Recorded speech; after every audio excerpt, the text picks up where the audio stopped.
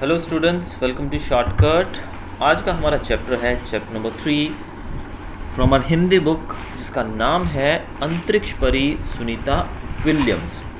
अंतरिक्ष, जिसके बारे में जब हम जानने लगते हैं तो हमारी उत्सुकता और ज़्यादा बढ़ जाती है, क्योंकि अंतरिक्ष में कौन कौन से ग्रह हैं, तारे और ये सब चीज़ें हमें देखने को मिलती हैं। और सब चीज़ें कहाँ हैं? ये अंतरिक्ष में ही हैं। इस कारण अंतरिक्ष के बारे में जब बात आती है तो बच्चों की जो उत्सुकता है वो बहुत ज़्यादा बढ़ जाती है। तो यहाँ पर आपने ये भी ज़रूर सुना होगा, जो यहाँ पर आप अपनी स्क्रीन पर देख रहे हैं, नाम बहुत ही फेमस नाम है सुनीता विलियम्स। तो सुनीता विलियम्स के बारे में मुझे नहीं लगता है कि किसी बच्चे ने न सुना हो। ज़्यादातर बच्चे इनके बारे में जानते ही होंगे। तो यहाँ पर जो हम देख रहे हैं सुनीता विलियम्स, ये भारतीय मूल की महिला थी जो अंतरिक्ष में गई। अब इनके बारे में हम इस चैप्टर में पढ़ने वाले हैं। तो चलिए शुरू करते हैं इस चैप्टर को बिना समय गवाए। ये चैप्टर जो है इसको लिखा है डॉक्टर कोकिला पारिक ने।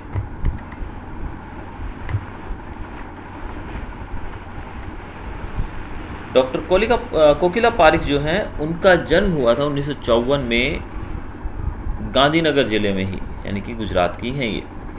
और इनके बारे में कुछ और जानकारियाँ भी दी गई हैं। और ये जो पाठ है इसमें क्या बताया गया है वो देखते हैं हम। प्रस्तुत पाठ में अंतरिक्ष यात्रियों की जानकारी के साथ साथ अंतरिक्ष परी सुनीता विलियम्स के जीवन, शिक्षा, अंतरिक्ष यात्रा के लिए परीक्षण, प्रशिक्षण, अंतर्राष्ट्रीय स्पेस स्टेशन, सुनीता के अंतरिक्ष रिकॉर्ड, अहमदाबाद में सुनीता के आगमन और छात्रों को प्रेरणा, लड़कियों और महिलाओं के लिए गौरव, प्रोत्साहन और अंतरिक्ष यात्रा में उनके द्वारा की गई खोजों के बारे में बताया गया है। यानी कि ये पाठ जो है ये हमें जो सुनीता विलियम्स हैं उनका जो बचपन था, उनका जो जीवन था वो किस प्रकार से गुजरा, किस प्रकार से वो अंतरिक्ष यात्रा के लिए सिलेक्ट की गई, उन्होंने किस प्रकार से प्रशिक्षण यानी कि ट्रेनिंग ली, उन्होंने कौन सा रिकॉर्ड बनाया, ये सब चीज़ें हमें इस चैप्टर में सुनने को मिलेंगी। तो चलिए शुरू करते हैं हम इस चैप्टर को बिना समय गवाए। 20 सितंबर 2007 को अहमदाबाद हवाई अड्डे पर अमेरिका से एक हवाई जहाज आ पहुंचा। अब बात कहाँ की हो रही है? 20 सितंबर की। तो 20 सितंबर की बात है। अहमदाबाद हवाई अड्डे पर एक प्लेन आया। कहाँ से आया ये प्लेन? ये प्लेन आया था अमेरिका से। तब अटलांटिस यान पृथ्वी पर पहुंचने जैसी उत्तेजना हुई थी। यानी कि जिस प्रकार से अटलांटिस, जो कि एक यान था, जो कि एक स्पेस क्राफ्ट था, जो कि स्पेस में गया था, अटलांटिस जिसको नाम दिया गया था। तो जिस प्रकार से अटलांटिस जब धरती पे आया था तब लोग बहुत ज़्यादा उत्सुक थे। तो उसी प्रकार लोगों के अंदर उत्सुकता अभी भी बनी हुई थी कि जो यान है, जैसे कि अटलांटिस ऊपर से आया था अंतरिक्ष से, उसी प्रकार यहाँ पर भी लोगों के अंदर बहुत ज़्यादा उत्सुकता थी। कब? जब एक हवाई जहाज़ जो कि अमेरिका से भारत के अहमदाबाद हवाई अड्डे पर उतरा, तो अटलांटिस जैसी ही खुशी यहाँ पर देखने को मिली थी लोगों के अंदर। उसमें था गुजरात का गौरव, भारत की शान और पूरे विश्व की बेटी सुनीता विलियम्स। अब ये जो प्लेन आया था इसके अंदर कौन था? सुनीता विलियम्स थी, जो कि भारत की आन बान और शान थी। महिलाएं किसी भी क्षेत्र में पीछे नहीं है। वह उच्च से उच्च पद पर आसीन तो है ही, परंपराओं की बेड़ी को तोड़कर अपने अस्तित्व को साकार रूप देने की क्षमता आज की नारी में है।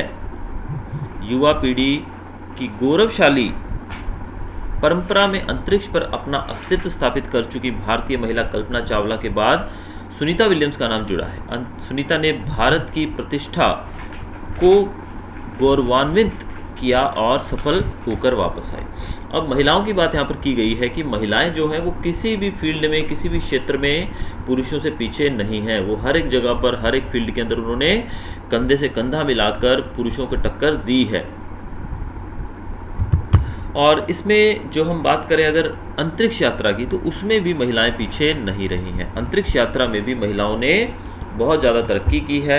समय समय पर महिलाएं अंतरिक्ष में भी यात्रा पे जाती रही हैं, जिनमें सबसे पहले अगर हम नाम लें तो वो है भारतीय महिला, जिनका नाम आप यहाँ पर अपने स्क्रीन पर देख रहे हैं, कल्पना चावला। इनके बारे में भी आपने ज़रूर सुना होगा। कल्पना चावला जो थी वो पहली भारतीय महिला थी जो कि अंतरिक्ष में गई थी। उसके बाद जो दूसरा नाम लिया जाता है वो है सुनीता विलियम्स का। तो सुनीता विलियम्स जो थी वो भी भारतीय मूल की थी और कल्पना चावला जो थी वो भी भारतीय मूल की थी, और ये दोनों जो महिलाएं थी ये अंतरिक्ष यात्रा कर चुकी थी। तो ये जो इनकी सफलता थी वो पूरी दुनिया के सामने इस चीज़ की गवाही भरती थी। हमारे देश के हरियाणा प्रांत के करनाल शहर की कल्पना चावला को प्रथम महिला अंतरिक्ष यात्री होने का सम्मान मिला।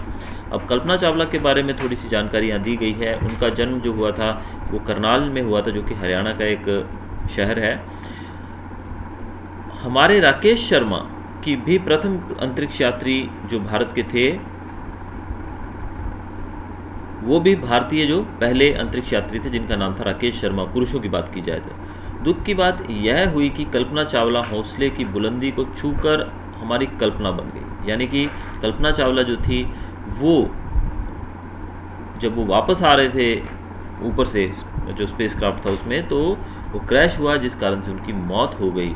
कल्पना के स्वप्न को और खुद के दिवा स्वप्न को लक्ष्य बनाकर सुनीता विलियम्स आज इस मुकाम तक पहुंची हैं। यानी कि जो कल्पना चावला थी उनसे प्रेरणा लेकर उनके द्वारा दिखाए गए सपनों को पूरा करने के लिए सुनीता विलियम्स ने उनसे एक प्रेरणा पाकर आगे बढ़ते हुए अंतरिक्ष यात्री के तौर पे उन्होंने एक सफलता का मुकाम पाया।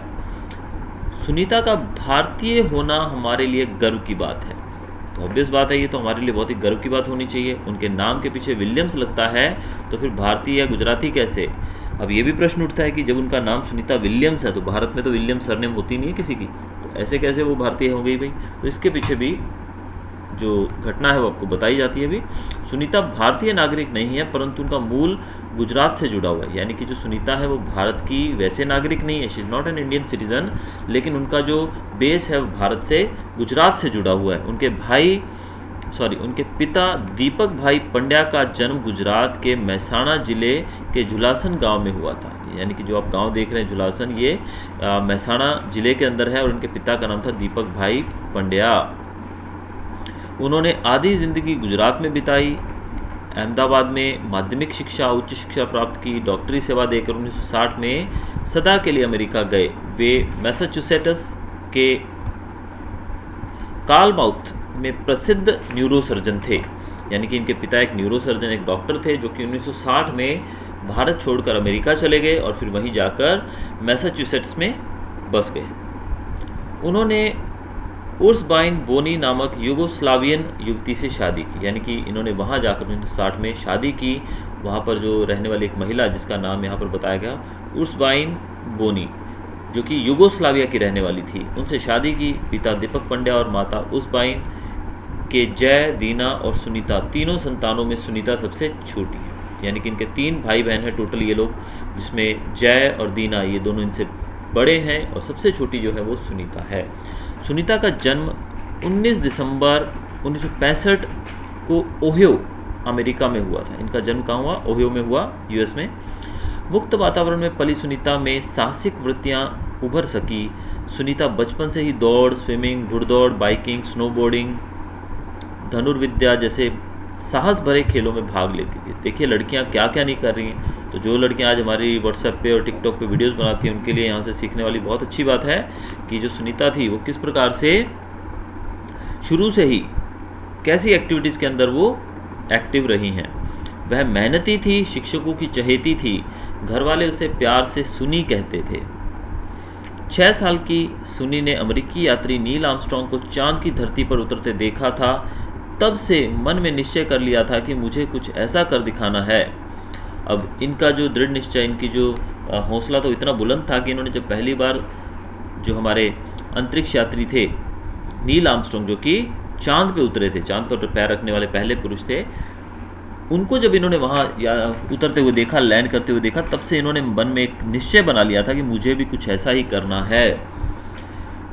इसके बाद उनकी जो हाई स्कूल की शिक्षा जो थी वो कहाँ पूरी हुई थी? वो मैसाचुसेट्स में हुई थी। फिर यूनाइटेड स्टेट्स नेवल अकादमी मैरीलैंड से भौतिक विज्ञान में स्नातक मतलब यहाँ पर हम बात कर सकते हैं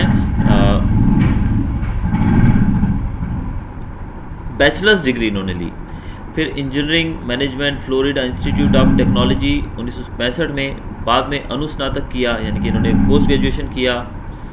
इसके पहले 1987 में नेवल अकादमी से व्यावसायिक अनुभव के लिए जुड़ी और 1987 में ये नेवल अकेडमी, नेवी अकेडमी जो रहती है उनसे जुड़ी और वहाँ पर इन्होंने बहुत ही साहस और श्रम की प्रवृत्तियाँ की, यानी कि बहुत ही मेहनत से बहुत ही स्ट्रांगली इन्होंने काम वहाँ पर किया। इसके बाद नेवी में एविएशन ट्रेनिंग, अमेरिका में कमीशन अधिकारी बेसिक डिवाइंग ऑफिसर का पद मिला, हेलीकॉप्टर प्रशिक्षण प्राप्त किया, यानी कि बहुत सारी ट्रेनिंग। आपको पता होगा कि ये जो अंतरिक्ष यात्रा है वहाँ जाने के बाद बहुत ही अंतरिक्ष में मतलब दबाव बहुत ज़्यादा होता है, तो वहाँ पर अगर आपको सर्वाइव करना है तो उसके लिए ये सब चीज़ें आपको आनी चाहिए, वरना आप वहाँ सर्वाइव नहीं कर पाएंगे। प्रशिक्षण के बाद ऑफिसर इंचार्ज बन गई। सुनीता को United States naval test pilot course के लिए चयनित किया गया। पायलट बनने की सिद्धि को प्रथम कदम माना, तो जब ये पायलट बनी तो उसको इन्होंने एक पहला अपनी सफलता की कदम, अपना पहला कदम माना। अंतरिक्ष पर जाने की तीव्र इच्छा थी, इसलिए हिम्मत नहीं हारी और नासा जाने में सफल हुई। यानी कि इनकी इच्छा कहाँ थी? अंतरिक्ष जाने की थी, तो यहीं पर ये रुकी नहीं और अपनी हिम्मत से इन्होंने नासा जाने में सफलता पाई। तब से आज तक सुनीता नासा में कार्यरत है, यानी कि आज भी सुनीता जो है वो नासा के साथ जुड़कर काम कर रही हैं। 1998 में अंतरिक्ष यात्री कार्यक्रम में द्वितीय प्रयास में चयन हुआ। दुनिया में हजारों वैज्ञानिक और पायलट हैं, पर अंतरिक्ष यात्री केवल 100 हैं। अब 1998 में जो सिलेक्शन किया जाता है अंतरिक्ष में जाने के लिए, उसके लिए सिलेक्शन में पहली बार में तो ये सफल नहीं हो पाई, लेकिन दूसरी बार में ये सफल हो गई। तो आपको बताया जाए कि दुनिया के अंदर वैज्ञानिक और पायलट तो आपको हज़ारों की संख्या में मिल जाएंगे, लेकिन जो अंतरिक्ष यात्री है वो केवल 100 ही हैं, यानी कि 100 ही ऐसे लोग हैं पूरी दुनिया में चुने गए जो कि अंतरिक्ष यात्रा कर सकते हैं।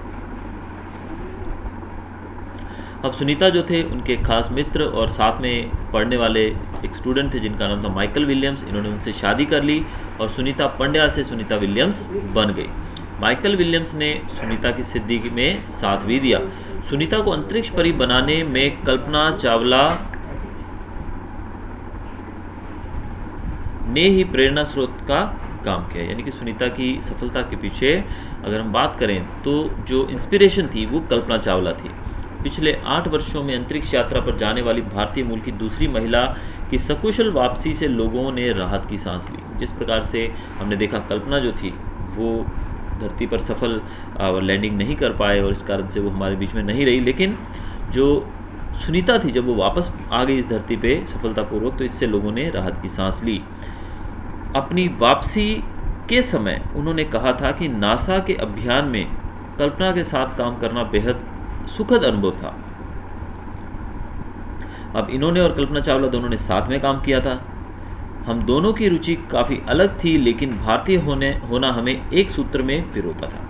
अब इन्होंने उनके साथ काम किया तो वो इनके लिए बहुत ही ज़्यादा एक गर्व की बात है। और इन्होंने कहा कि हम दोनों भारतीय थे, भले हमारी रुचि यानी कि इनके जो अनुभव थे वो अलग चीज़ें पसंद करती थी, ये अलग चीज़ें पसंद करती थी, लेकिन दोनों के अंदर एक ही समानता थी, वो थी भारतीयता की। दोनों भारतीय मूल से जुड़ी हुई थी, दोनों को भारतीय संगीत से बेहद लगाव था। कल्पना से मुझे काफ़ी कुछ सीखने को मिला।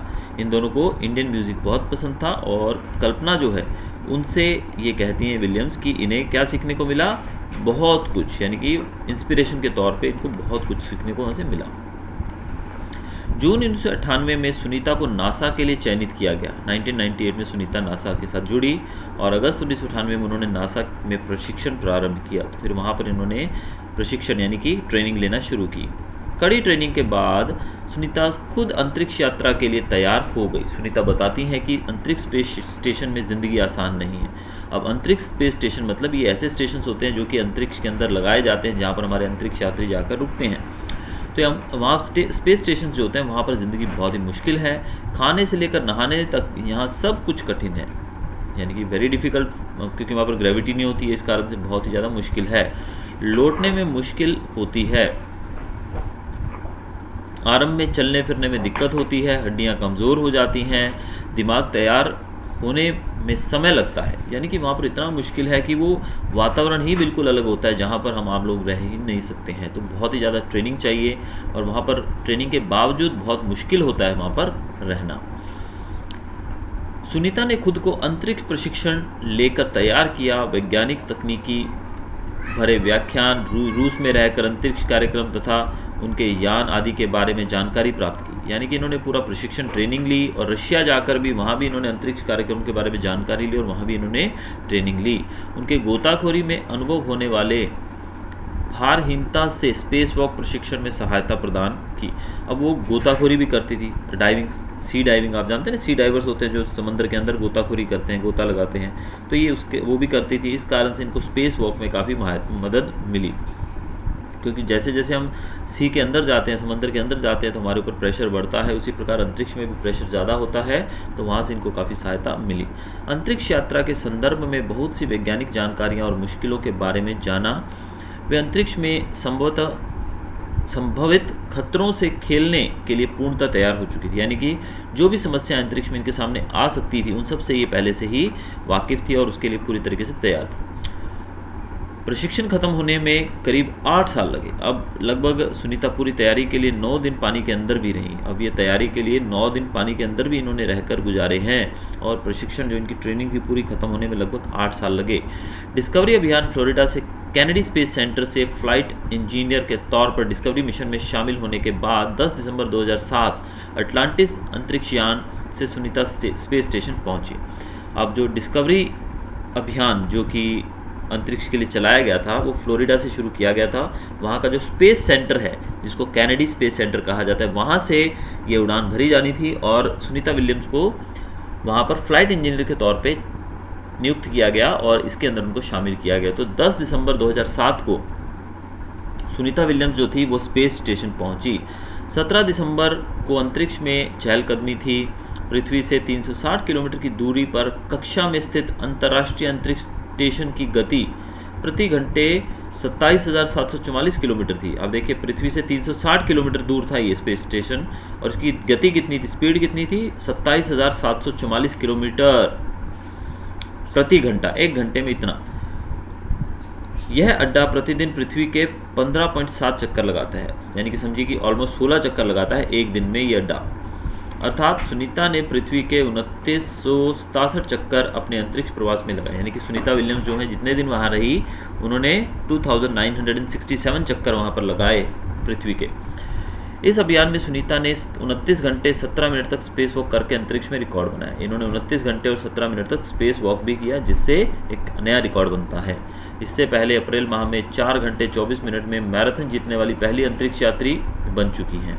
इससे पहले ये अप्रैल महीने में 4 घंटे और 24 मिनट में मैराथन जीतने वाली पहली अंतरिक्ष यात्री, यानी कि मैराथन भी जीत चुकी हैं। अंतरिक्ष के बोस्टन मैराथन में 4.5 घंटे में 42 किलोमीटर का सफ़र करने वाली प्रथम अंतरिक्ष यात्री सुनीता विलियम्स ने अंतरिक्ष में 188 दिन और 4 घंटे में शैनन ल्यूसक का रिकॉर्ड तोड़ा। ये वहाँ पर 188 दिन रही हैं और 4 घंटे, 188 दिन और 4 दिन रहकर इन्होंने शैनन ल्यूसक, जिनका पहले रिकॉर्ड था, उनका रिकॉर्ड इन्होंने तोड़ा है। सुनीता विलियम्स का 6 महीने तक रहने का अनुभव है कि वहाँ व्यायाम करना बहुत ही आवश्यक है। तो इनके द्वारा हमें एक जानकारी ये भी मिली है कि वहाँ रहकर अगर आपको व्यायाम अगर आप नहीं करते हैं तो आपके लिए बहुत ही मुश्किल होगा। अब व्यायाम करने से हड्डियाँ और मांसपेशियाँ जो है उनकी शक्ति बनी रहती है, शरीर थोड़ा ईजी यानी कि लचीला रहता है, मूवमेंट अच्छा होता है। और वहाँ पर ये करते क्या, साइकिलिंग, दौड़ना, हवा में तैरना, अंतरिक्ष यात्रा में सोना मुश्किल, रोज़ डिब्बा बंद भोजन खाना पड़ता था, यानी कि सोना बहुत मुश्किल से नींद आती थी वहाँ पर। फिर डिब्बा बंद रोज खाना खाना पड़ता था रोज़। भारहीनता, यानी कि आपको वजन महसूस नहीं होगा। आपने देखा होगा अंतरिक्ष यात्री जो होते हैं वो हवा में उड़ते रहते हैं। शरीर में के लचीलेपन में तीव्र गति से ख़त्म होता है, यानी कि हड्डियाँ जो है टाइट होने लगती हैं, मांसपेशियाँ मसल्स टाइट होने लगते हैं। ये समस्याएँ आप फेस करनी पड़ती हैं। सुनीता ने अंतर्राष्ट्रीय अंतरिक्ष केंद्र में 6 महीने प्रवास के दौरान कई महत्वपूर्ण कार्य किए। अब वहाँ पर 6 महीने रही, उन्होंने बहुत सारे काम किए हैं, जैसे कि human life science, physical science, पृथ्वी का निरीक्षण, शिक्षा और टेक्नोलॉजी डेमोन्स्ट्रेशन जैसे विषयों पर काम किया है। इसके अलावा सुनीता ने इस दौरान जमा किए गए ब्लड सैंपल न्यूट्रिशन से संबंधित अनुसंधान कर रहे वैज्ञानिकों तक पहुँचाए। यानी कि इस समय ब्लड सैंपल्स भी जमा किए गए हैं जिनको वैज्ञानिकों तक पहुँचाया गया ताकि वो और इसके ऊपर खोज कर सकें। सुनीता ने कहा, यहाँ पर सबसे बड़ी बात मुझे यह लगती है कि हमारी पृथ्वी कितनी शानदार है। दुनिया को अलग नज़रिए से देखने का मौका और यह अंतर्दृष्टि मिलती है कि अपने ग्रह को कैसे आने वाली पीढ़ियों के लिए बचाएं। अंतरिक्ष मिलजुल कर काम करने की बढ़िया जगह है और यहाँ आकर ऐसा लगता है कि हम पृथ्वी पर क्यों विवादों में उलझे रहते हैं। अब सुनीता का कहना है कि सबसे बड़ी बात वहाँ पर अंतरिक्ष में जाकर इनको ये लगी कि वहाँ पर बहुत ही सुंदर पृथ्वी हमारी बहुत ही शानदार दिखाई देती है और यहाँ से दुनिया को एक अलग दृष्टि से, अलग नज़र से देखने का मौका मिलता है। देखिए हम धरती पर रहकर कैसे लड़ते हैं आपस में, ये मेरा देश, ये तेरा देश, जैसे भारत और चीन लड़ रहे हैं, पाकिस्तान भारत के साथ हमेशा से विवाद में रहता है। तो ये सब चीज़ें अगर आप अंतरिक्ष में जाएंगे तो आपको वहाँ से धरती ही दिखेगी और धरती एक पूरा एक सिंगल पार्ट में दिखाई देगी, तो ऐसा लगेगा कि पूरी धरती एक घर है। लेकिन हम यहाँ पर रहते हुए कैसे एक दूसरे के साथ लड़ाई झगड़ा और विवादों में उलझे रहते हैं। नई दिल्ली के अमेरिकी सेंटर में अंतरिक्ष यान जब भारत पर से गुजरा तब वीडियो कॉन्फ्रेंसिंग के दौरान सवालों के जवाब देती सुनीता ने कहा था, अब जब ये यान जो था जब दिल्ली के अमेरिकी सेंटर के ऊपर से गुजरा तब वीडियो कॉन्फ्रेंसिंग के जरिए इनसे बात की गई, तब इनसे प्रश्न पूछे गए, उन्होंने जवाब दिया। एक प्रश्न का, यहाँ से विश्व सीमाओं में बटा नज़र नहीं आता, यहाँ से सिर्फ दिखता है हमारा सुंदर ग्रह, सुंदर ग्रामीण इलाके, सुंदर पहाड़ और आसमानी रंग के सुंदर महासागर, हरे मैदान और उनके रंगों में ज़मीन दिखाई दे रही थी। यह दृश्य बहुत मनोहर था। अब इन्होंने जवाब देखिए कितना सुंदर जवाब दिया कि यहाँ पर अंतरिक्ष से विश्व जो है, दुनिया है, वो सीमाओं में बटी हुई, यानी कि उनकी कोई बाउंड्रीज दिखाई नहीं देती हैं। यहाँ से तो पूरा ग्रह ही सुंदर दिखाई देता है, ग्रामीण इलाके यानी कि गांव, पहाड़ और जो महासागर है, समंदर है जो कि ब्लू कलर का रहता है, फिर हरे हरे मैदान और बीच में ज़मीन दिखाई देती है। ये बहुत ही सुंदर दृश्य है। 19 जून 2007 को स्पेस शटल अटलांटिस सुनीता समेत 7 अंतरिक्ष यात्रियों को लेकर धरती की ओर रवाना हुआ। पूरा विश्व सुनीता की सकुशल वापसी के लिए प्रार्थना कर रहा था। अब ये जो वापसी हुई 19 जून 2007 को हुई और सब लोग जो थे वो प्रार्थना कर रहे थे कि सब कुछ ठीक हो और वो वापस आसानी से आ जाए। 194 दिन 18 घंटे और 58 मिनट अंतरिक्ष में बिताकर रिकॉर्ड बनाकर सुनीता की वापसी 22 जून 2007 को हुई। तो जैसे हमने देखा कि पीछे हमने देखा था कि 188 दिन का पहले रिकॉर्ड था, जिसको बढ़ाकर सुनीता विलियम्स 194 दिन 18 घंटे और 58 मिनट तक अंतरिक्ष में रहने का नया रिकॉर्ड बनाया और 22 जून 2007 को ये धरती पर वापस आई। सुनीता के आश्चर्यजनक कार्य से भारतीयों और गुजरातियों का सर ऊंचा हुआ। हम कह सकते हैं कि यदि नारी को सर्वोच्च स्थान पर बिठाना है तो सुनीता की तरह साहसी और महत्वाकांक्षी बनना होगा। तो इस तरीके से भारतीय लोगों का और इवन गुजरातीज़ का भी सर बहुत ऊंचा है हमारा इस बात से, और महिलाओं के लिए भी ये बहुत ही बड़ा सम्मान का और गौरव का विषय है। अब यहाँ पर कुछ आपके शब्दार्थ दिए गए हैं, ये आप रीड कर सकते हैं। यहाँ पर कुछ मुहावरे भी आपके लिए दिए गए हैं और इस चैप्टर के जो प्रश्न उत्तर है वो यहाँ पर आपके पास सामने स्क्रीन पर आपको देखने को मिल सकते हैं। तो ये था हमारा चैप्टर सुनीता विलियम्स के बारे में, अंतरिक्ष परी सुनीता विलियम्स। यहाँ पर आप देख सकते हैं कुछ और महिलाएं जिन्होंने अलग अलग फील्ड्स के अंदर ख्याति प्राप्त की है। पहले जैसे आप चित्र देख रहे हैं इंदिरा गांधी का, फिर सानिया मिर्ज़ा हैं, किरण बेदी हैं, पीटी उषा है, कल्पना चावला और मल्लिका साराभाई। ये सब महिलाएं जो हैं अपने अपने क्षेत्र में इन्होंने बहुत योगदान दिया है और महिलाओं का नाम ऊंचा किया है। तो ये था हमारा चैप्टर। Hopefully you enjoyed. अगर आपको वीडियो अच्छा लगा हो तो सब्सक्राइब कीजिएगा मेरे चैनल को और बेल आइकन दबाना मत भूलिएगा ताकि आने वाले वीडियोस की जानकारी आपको मिलती रहे। चलिए मिलते हैं जल्दी नए वीडियो के साथ। Till then goodbye, have a nice day, thanks for watching.